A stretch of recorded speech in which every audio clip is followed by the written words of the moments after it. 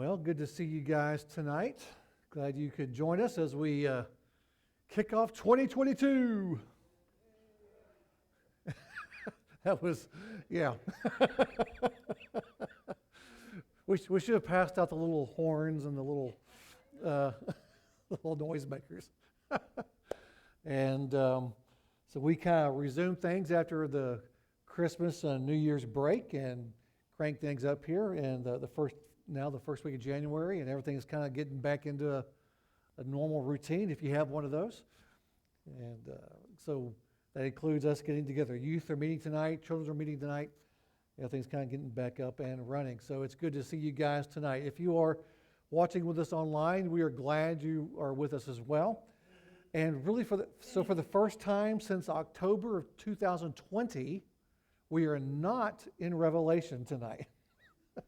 We finished that up, of course, in December, and I found myself this week going, okay, wait a minute, yeah, I'm not in Revelation this week. Kind of gotten used to that. Go ahead and open your Bibles, if you will, if you're watching with us online at home. We're going to be in John chapter 13.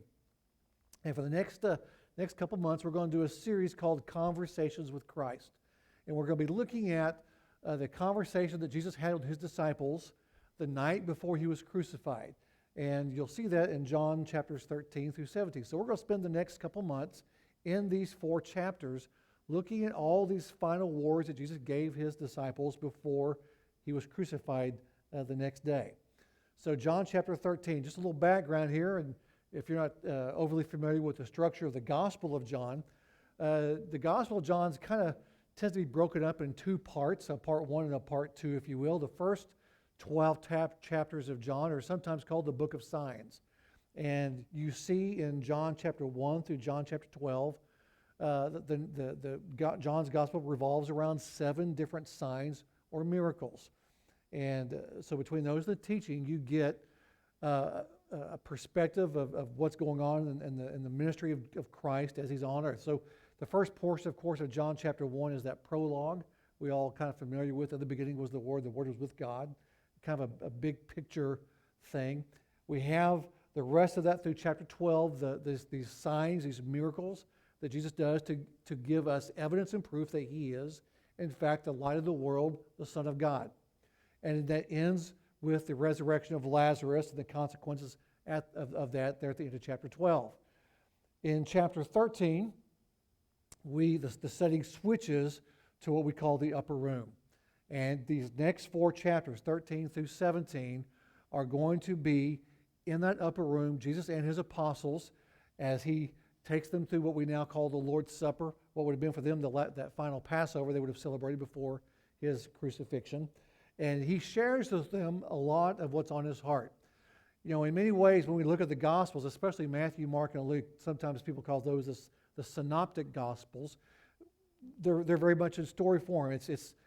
You have a narrator telling you this is the things that Jesus did, and this is the things that he said, these are the things that he taught. When you get to John chapter 13 through 17, though, there is a personal feel to it. It's like you're listening in. You know, it's like if you sometimes you go, I wonder what it would be like to be a fly on the wall. Well, John 13 through 17 is kind of that. You're in the room as Jesus is spending these last few hours with these 12 men and telling them all the things that he believes they need to know before the events of the next 24 hours. So that's where we are in chapter 13. So we're going to begin reading just the first 12 verses or so of John 13. Now before the feast of the Passover, Jesus, knowing that his hour had come and that he would depart out of this world to the Father, having loved his own who were in the world, he loved them to the end. During supper, the devil, having already put into the heart of Judas Iscariot, the son of Simon, to betray him, Jesus, knowing that the Father had given all things into his hands, and that he had come forth from God and was going back to God, got up from supper, and laid his garments, and taking a towel, he girded himself. He poured water into the basin and began to wash the disciples' feet and to wipe them with the towel with which he was girded. So he came to Simon Peter. He said to him, Lord, do you wash my feet? Jesus answered and said to him, what I do, you do not realize now, but you will understand hereafter. Peter said to him, never shall you wash my feet. Jesus answered him, if I do not wash you, you have no part with me. Simon Peter said to him, Lord, then wash not only my feet, but my hands and my head. Jesus said, he who is bathed needs only to wash his feet, but is completely clean. And you are clean, but not all of you. For he knew that one who was betraying him. For this reason he said, not all of you are clean. So when he had washed their feet and taken his garments and reclined at the table again, he said to them, do you know what I've done to you? And we're going to pause right there this evening. So as we come to this passage of Scripture, we need to put ourselves in the calendar, what's happening here in the schedule of the daytime. It's that Thursday night before his crucifixion. 24 hours from this time, he will be in a tomb. 24 hours from this moment, he will have already gone through the flogging. He will have already gone through the process of carrying the cross. He will have already gone through those hours upon the cross. He will have died, and he will have been put into that tomb of Joseph of Arimathea. All that will happen in the next 24 hours. And so as Jesus approaches this conversation with his disciples that night, he knows this is what's getting ready to happen. In fact, it's kind of interesting. These first few verses tell us that everything that Jesus knows as he's approaching this conversation. And I think that's one of those things that's interesting to think about. There's a lot of very profound things that Jesus will say in these next few chapters. And he says them all. Everything he says, everything he does knowing what the next 24 hours hold. So let's look at this. What does he know? This verse begins before the Feast of the Passover, so we know this is the Passover feast that they're getting ready to celebrate. And Jesus, first of all, he knows that his hour had come and that he would depart out of this world and to the Father. So he knows about what's getting ready to happen. He knows that his death is imminent. He knows that within the next day he will be crucified. He knows that he's going to die. And he knows he's going to go to the Father. He knows all these things are happening. So he knows that the time is here. He knows that 24 hours from now his body will be in a tomb. He knows that. He also knows that that this all happens while he has loved his own who were in the world. He loved them to the end. Now let's think about those who were in that room. Now we know for sure that we have those 12 apostles in there. We know for sure they're in there. There may be some others we don't know. There may be some of the other disciples. There may be some of the other followers of Christ, but we don't know that for sure. We do know that those 12 individuals are there. Now let's just stop and think about those 12 individuals. What does Jesus know that they're going to do in the next 24 hours? They're going to scatter, aren't they? Now, we know, and of course he mentions right here that Judas in particular is going to betray him. But is Judas the only one going to turn his back on Christ the next few hours? Peter's going to deny even knowing him. We talk about scattering. It's literally, they scatter. When the Roman soldiers show up in that Garden of Gethsemane here in a little bit, the rest of them go, time to leave. And they literally scatter.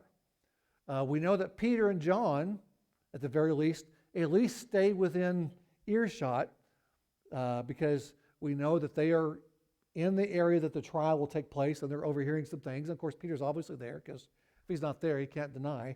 So a couple of them are at least in the area, and we know that a couple of them are at the crucifixion. But it appears that everyone else just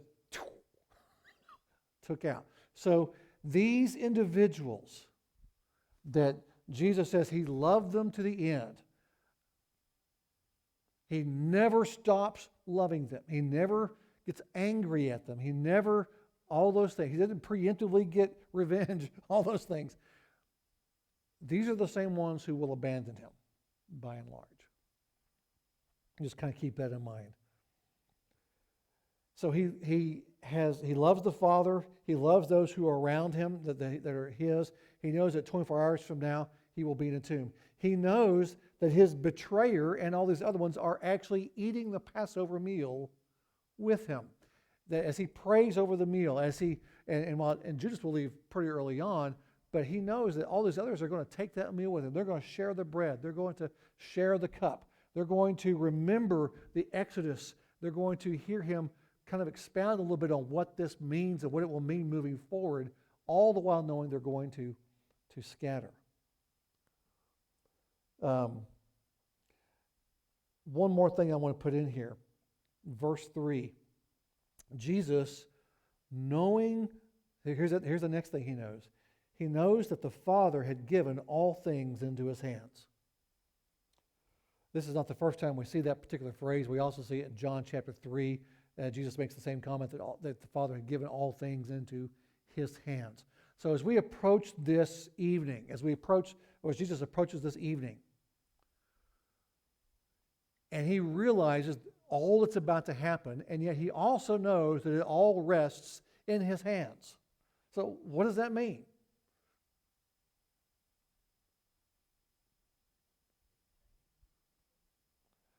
At the very least, it means that everything that takes place in these next 20-something hours, who's in control? Pilate? Peter? Judas? The Sanhedrin? Who's in control of the entire thing? It's all in his hands. Jesus is not the victim here. I mean, he's a victim in the sense that he suffers and goes through all these things, but he's not a victim in the sense that he's helpless. He's not a victim in the sense that someone comes at him and he's powerless to do anything about it. He's not a victim in any of that sense. He's not a victim in any of the traditional senses of the word. Everything rests in his hands, from the meal that night to Judas going to betray, to his time before the Sanhedrin, to his time before Herod, to his time before Pilate, to his time carrying the cross, to his time on the cross, to the nails piercing his hands, till the time he goes in the tomb. It's all in his hands. He can stop it, do whatever he wants to with it at any point in time. Now, does the rest of the world looking at these events, do they realize that? Do the disciples realize that? No, nobody does. But he knows. I'm sure you've been in one of the situations at some point in your life when you knew something that no one else in the room knows. and what's hard not to do when you're the only one in the room that knows? You want to tell anybody. Now, especially if it's something that makes you look good. If you know something that you've done, or you know some ability you have, or you know some strength you got, and you know you can do it, and no one else does, what do you usually want to do? There's at least a part of us that wants everyone to know that, right? Well, we call that pride, but he knows all this. It's in his control, it really is. And there are some implications of this. He also knows that there in verse 3 that he had come from God and that he was going back to God. Now, why is that little phrase important for us tonight? As we begin this conversation with Jesus, why is it important for us to realize that he knows where he came from and that he knows where he's going?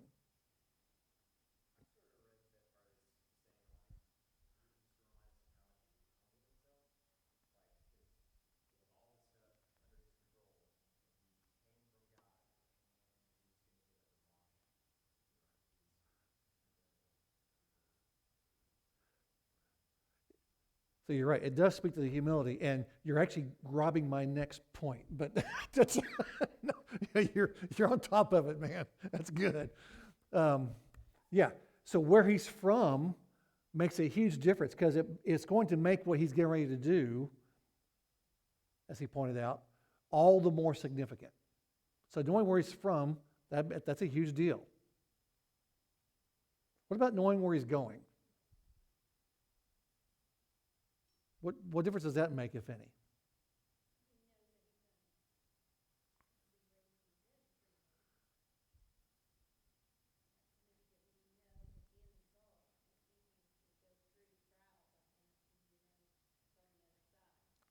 Absolutely.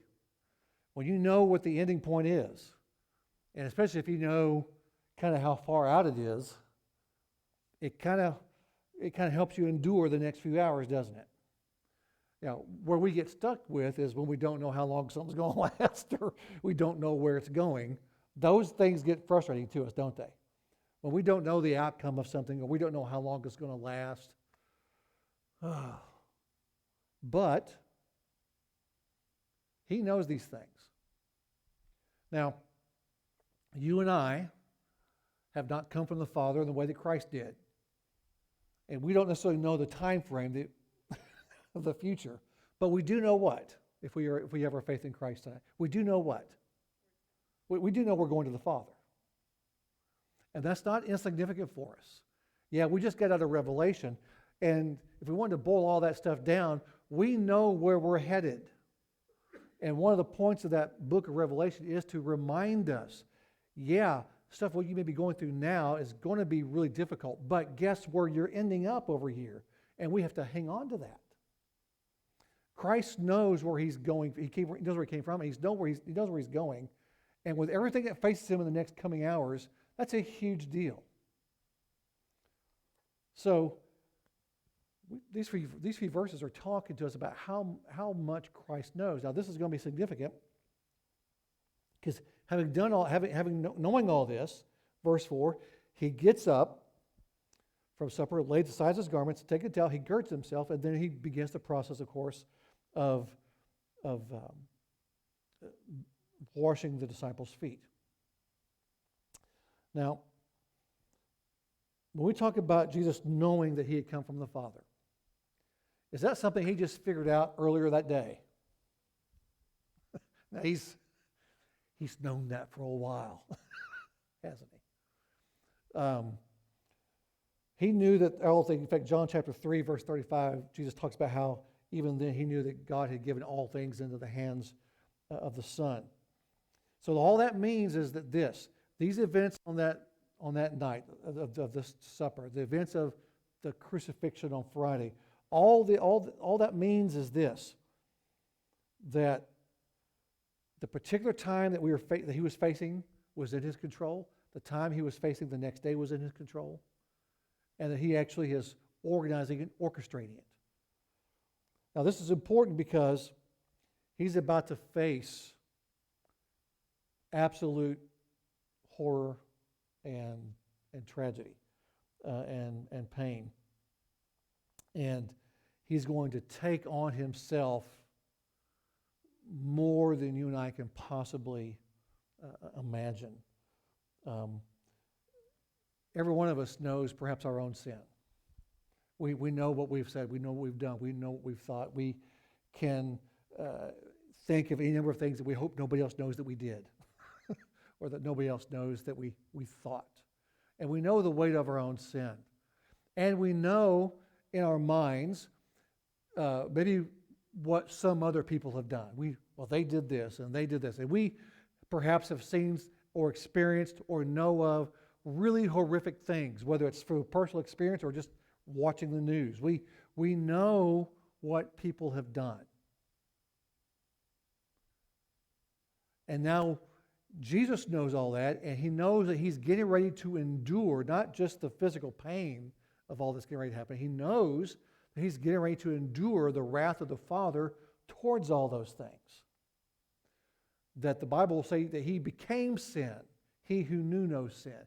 So he's going to bear the brunt of some things in these next 24 hours that are beyond our ability to really fully understand, and yet he's going to do that under his own control. He knows what faces him. And again, he's going to come through this because he knows the end. I mentioned the word victim. He's going to come through as a victor, not the victim. It's important because not just at the cross, but as he washes the feet, he is lowering himself to a degree that is remarkable the more we think about it. He's humbling himself, we might use that phrase. And as he serves, what makes this account remarkable when he washes the feet is he's not doing this from a position of weakness. He's doing it from a position of strength. Who is it that washes their feet? Is it simply a great rabbi? Is it simply a remarkable, once-in-a-generation teacher? Is it simply an inspirational figure? It's God made flesh. This calls to mind. I want to give you a quote from a guy named Sinclair Ferguson talking about this passage. He says this: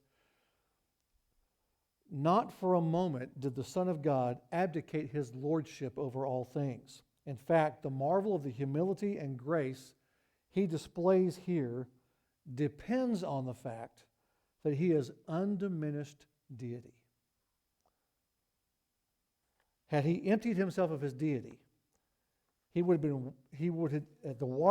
foot washing would have been a truly humble act, but it would have been the humble service of a man to his equals, or of a good man to others less fortunate than himself. But this is the humble service of God to man." In a passage that I think mirrors and describes what we're looking at here is in Philippians Chapter 2. And in Philippians Chapter 2, it's a fairly famous passage where Paul is talking about mostly the church, his attitude towards one another. In Philippians Chapter 2, Paul is encouraging the congregation there in Philippi to make sure and treat one another in a loving, compassionate, graceful, humble way. And I want to begin in verse 3 of Philippians chapter 2. Paul says this to the church: "Do nothing from selfishness or empty conceit, but with humility of mind regard one another as more important than yourselves. Do not merely look out for your own personal interest, but also for the interest of others.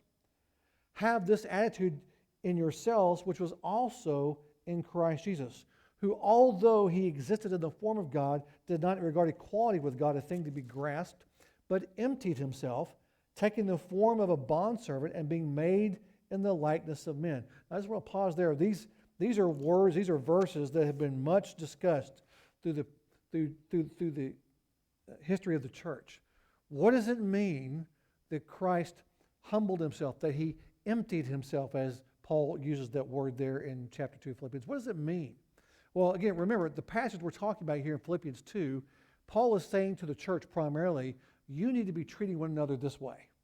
You need to be treating one another with an attitude of love, looking out for others, even seeing their interest as more important than your own. You need to be looking for ways to serve one another and take care of one another and thinking of others. And he says, this should be the way you treat one another. And essentially what Paul says is, your model for this, you're a model for how you treat one another. Your model for forgiveness. Your model for compassion. Your model for grace. Your model for humility. Your model for selflessness is, in fact, Christ himself, who took this to such a degree that he left the throne that he was sitting in and came to earth and became one of us in a way we can't fully understand, and took on the form of a bondservant. It's the word slave. And he did these things for us. Now, when he uses that term emptying of himself there in chapter 2, is he talking about Jesus laying aside his godhood? Is that what he's talking about? No. Did at any point Jesus cease to be God? Of course not. Now, what did he do? When Jesus was on earth, does he appear as he's walking around the shores of the Sea of Galilee, or as he's walking down the streets of Jerusalem? Is he appearing in his full glory, as we'll see him, or is even Peter, James, and John got a glimpse of that night on the Mount of Transfiguration? Is he walking around the world in his full glory? No. Is he walking around with divine crowns and scepters, if you will? No. He's taking the form of one of us. He's humbling himself. And what makes that thing all the more powerful is that all the time he's doing that, he is still King of Kings and Lord of Lords. He has not become something less than what he was. If he has become something less, if he's somehow not fully God anymore when he's doing all this stuff, then it doesn't mean as much. What makes what we're getting ready to see here in the washing of the feet so powerful is that he is the King of Kings and Lord of Lords. He is, while he's not wearing the divine crown, he's not glowing in his glory perhaps at that moment, he is still all that and has humbled himself to do something that is not just beneath him, that's beneath, as far as their people in that room are concerned, beneath them. Foot washing, and you probably have heard this, washing the feet was in fact a task for the servants or the slaves. Now, we don't know too much about where this upper room is or who owned it or how they came to be in there. We know the gospel accounts of how they got into that, but we don't know who owned the room. But it's safe to say that whoever owns a house big enough to have a room like that is probably relatively well off compared to most people. It was a room big enough to get this group of guys up there and for them to sit down and have this meal. And so it's likely that someone who owns a place like that probably has servants to do things like wash the guests' feet. That was generally to be considered, that was a normal custom. If you owned a place that was big enough to host people like this, then when people came in, you had someone who washed their feet. They aren't wearing Nikes back then. So you're walking around in sandals in a very dusty, dirty, sandy area. So your feet are dirty, so it's just, that's what you do. But washing the feet was considered to be a lowest of the low type of a deal. What we'll notice here is that either the owners of the household did not supply this. That seems to be obvious. But guess who else didn't wash each other's feet? The rest of them. Peter didn't. James and John didn't. Judas didn't. I think it's safe to say. Even the disciples, you can't remember their names. Those guys didn't either. Thaddeus didn't. James the Lesser didn't. All those other guys didn't do that. So it didn't occur to any of them to wash their own feet, much less anybody else's feet, apparently. And yet, who does it occur to? Who does it?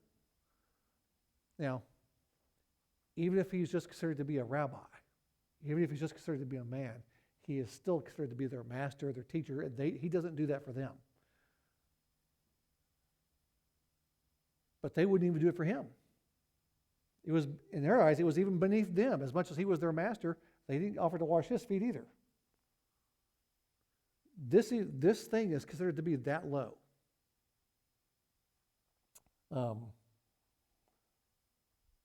Now, beyond just beyond this, and by the way, I'd make mention the Gospel of Luke records that even that night, the disciples had been bickering amongst themselves about who was most important.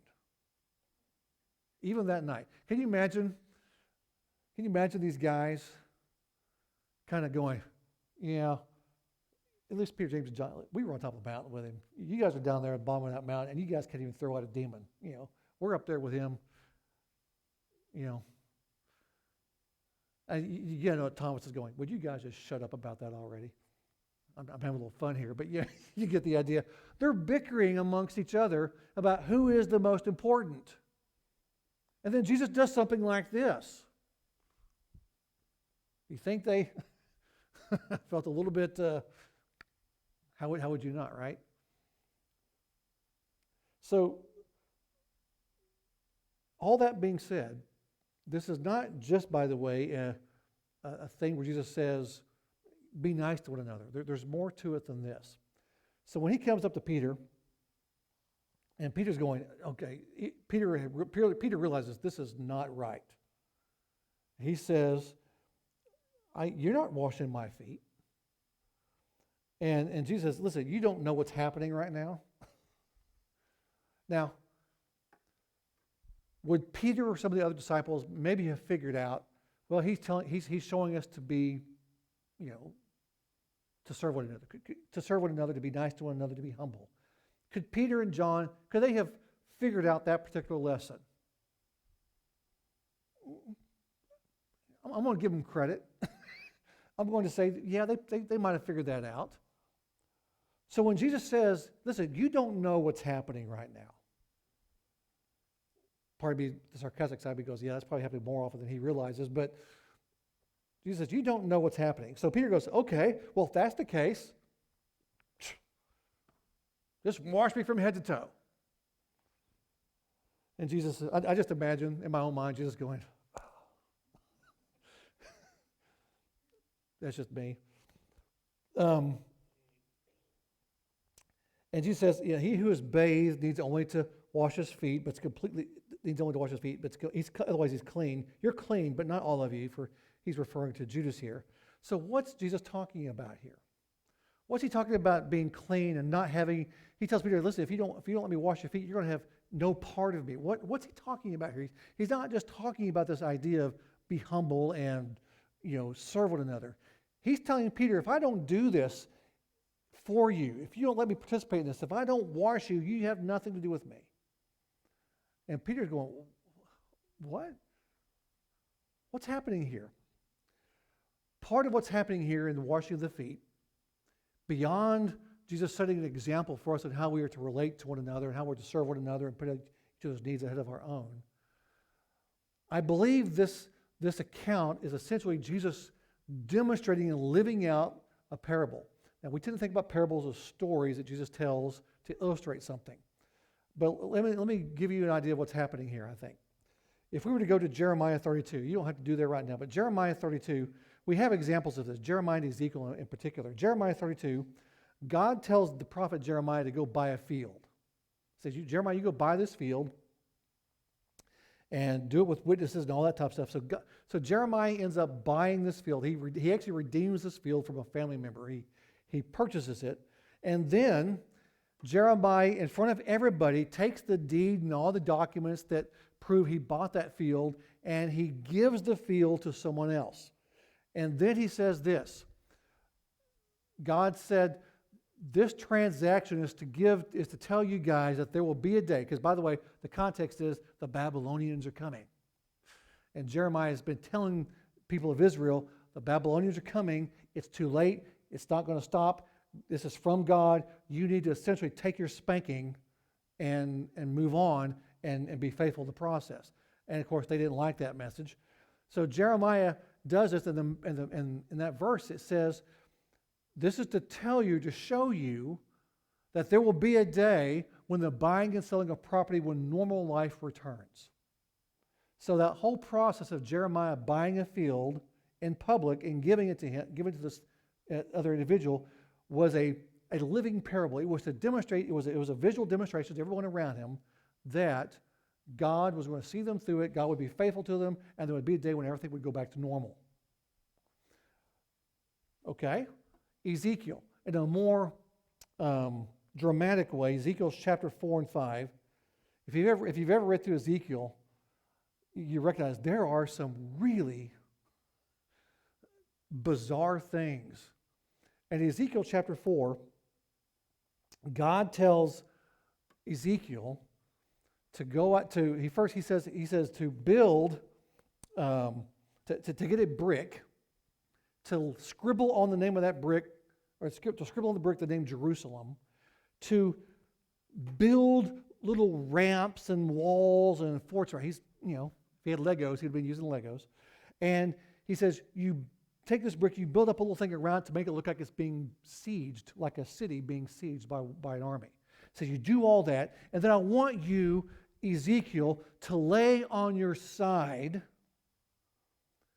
for the number of days that Israel has rebelled against me. So he lays on his side, I forget, it's 300 something days on the one side, then he has to flip over to the other side and lay on his days for another several months, and point to Jerusalem, and he is essentially pointing to Jerusalem, declaring all the sins of Jerusalem, and he's doing this in a visual way by laying on his side, pointing at the brick with the city of Jerusalem labeled on it. I am glad that's not the way God makes me preach sermons. That would be, oh man, I can't imagine that.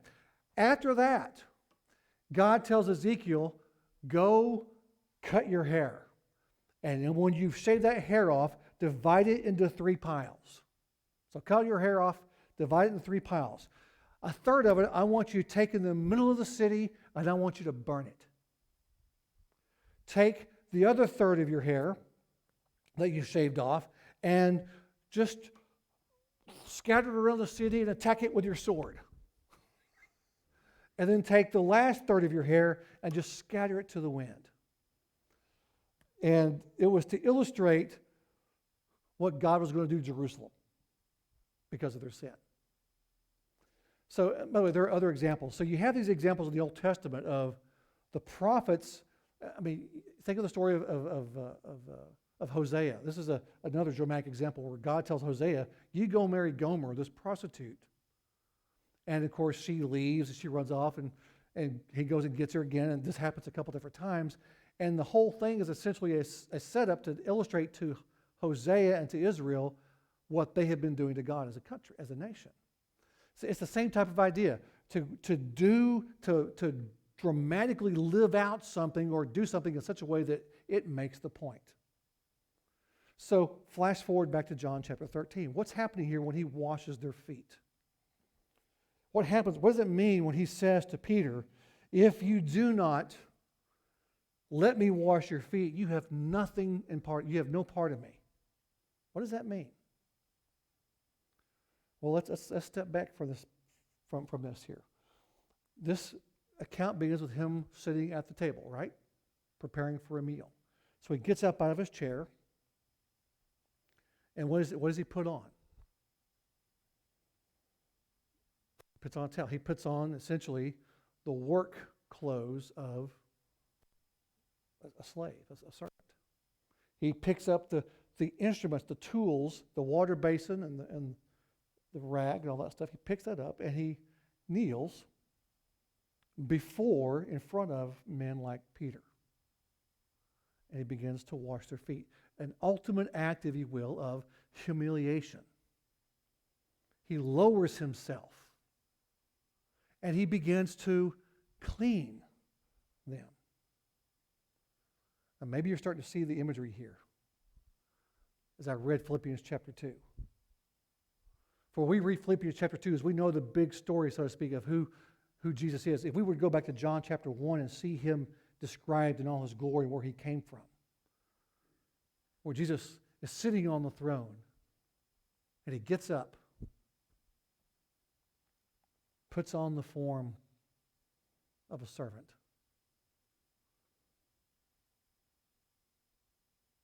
and goes about the process in a humiliating way to make us clean. This is what Jesus is talking about. He's giving them, yes, an example, and he'll talk about that example later on, of being humble towards one another, but he's also giving them a picture of the gospel. And he's saying, he will say, this is who you are. You got to imitate this. You got to do this. When Peter says, listen, don't wash my feet, Jesus says, if I don't wash you, you have no part with me. And of course, Peter says, okay, then just, do the whole thing. And he says, well, listen, you're already clean. What's he talking about there? Was Peter already righteous? No. But Peter had already exercised faith, hadn't he? He was already Christ's. So this is, I think, what Christ is telling him. Listen, you're already in, so to speak. You've already placed your faith in me. You don't necessarily know what that means in detail, but you've already come to me. I've already made you mine. You've already been given to me. But you still, today we call the process sanctification. That process where God continues to work on us. We're already His, but you and I know that each and every day we need a little cleaning up, don't we? And so, one of the verses that comes to my mind here to describe this is Colossians Chapter 2. This has been for some years a favorite verse of mine. Colossians Chapter 2, verse 6. Paul says this to the church. He says, "As you have received Christ, so now walk in Him, having been firmly rooted and now being built up in Him and established in your faith, as you were instructed, and overflowing with gratitude." In other words, in the same way that you came to Christ, now so walk in him. You came to him in faith, live each day in faith. You came to him for him to cleanse you, let him continue to do that process. This is what's being illustrated. We have in Jesus washing the disciples' feet, not just an example of how we to serve one another, but we have an example of what he did for us, leaving his seat, so to speak, coming down to us, taking on the form of a servant, through what he did on the cross, making it possible for us to be made clean and to be continually clean, to be sanctified to that point we are ultimately with him at the end. This is a living illustration of all that going on here that night. And they won't get it all that night, I think it's pretty safe to say. But he's demonstrating, I'm sure they did as they began to go back and reflect on it. So this is where we're going to leave off. I do want to illustrate one more thing here, kind of as a last point. I know we're kind of going backwards a little bit. Verse 2, I mentioned earlier that, I kind of skipped over this, I mentioned earlier that all things were in Jesus' hands. One of the demonstrations of that's in verse 2. During supper, the devil having already put into the heart of Judas Iscariot, the son of Simon, to betray him, Jesus, knowing that that's going to take place, he will later on do what? He will actually tell Judas, go do what you're going to do. All the gospel accounts record this. Judas does not sneak out when no one sees him. Judas leaves when Jesus says, go. Even his betrayer did not betray him until Jesus gave him permission to betray him.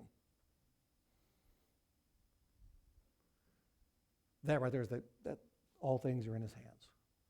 And yet, all things being in his hands, he lays them aside to take up the tools and the actions of a slave so that he could in turn make us clean. An illustration of the gospel, if there ever was one. So I know we didn't quite get to the full conversations yet, but we're just laying the groundwork this evening for that. As Jesus begins talking to his disciples and saying, listen, you don't understand what I'm going to do yet, but you need to be part of this. And he's going to explain some more in the coming chapters. So, by the way, I would say this to us too, even tonight. There's been more than a few times in my life, still are, as I'm sure there are your years, that we read and hear what Jesus says, and we're thinking to ourselves, I don't quite get that. It's okay. We stand on the shoulders of great men who got confused too, like Peter. And so if you sometimes are going, huh? That's okay. There's a long line of us right there with you that have the same issue from time to time. And Jesus says, it's okay. You don't know yet, but you will. And I want to hang out here with you until you do. And in the meantime, he's going to serve. He has served us. And so, of course, we now, as a people, are going to, or need to, obviously we cannot clean people the way Christ has cleaned us. That's beyond our ability. But we can serve. We can take on the attitude and the heart and the actions of servants. We can, even if we think we are above others, even if we think we are better, and we can always find someone we're better than. Either we can also find somebody who's better than us. It kind of works both ways. Even if we think we can find someone better than, that's actually the person that we should be serving. At least that's the pattern Christ has given us. If you're watching with us tonight from home, I'm glad you've been with us. We're going to take some time here to have some prayer. I would invite you, if you're watching online with us, to do that tonight too. Just takes a few moments after we get done here. And go before the Lord in prayer. Ask that he would give you this heart. Ask that he would give you insight into the depth of his love and his grace and how he has done all these things on your account so that he can make you clean and make you one of his. I hope you'll dwell on that tonight as we begin this new year. So if you're watching with us tonight, I hope to see you on Sunday morning. Y'all have a good evening.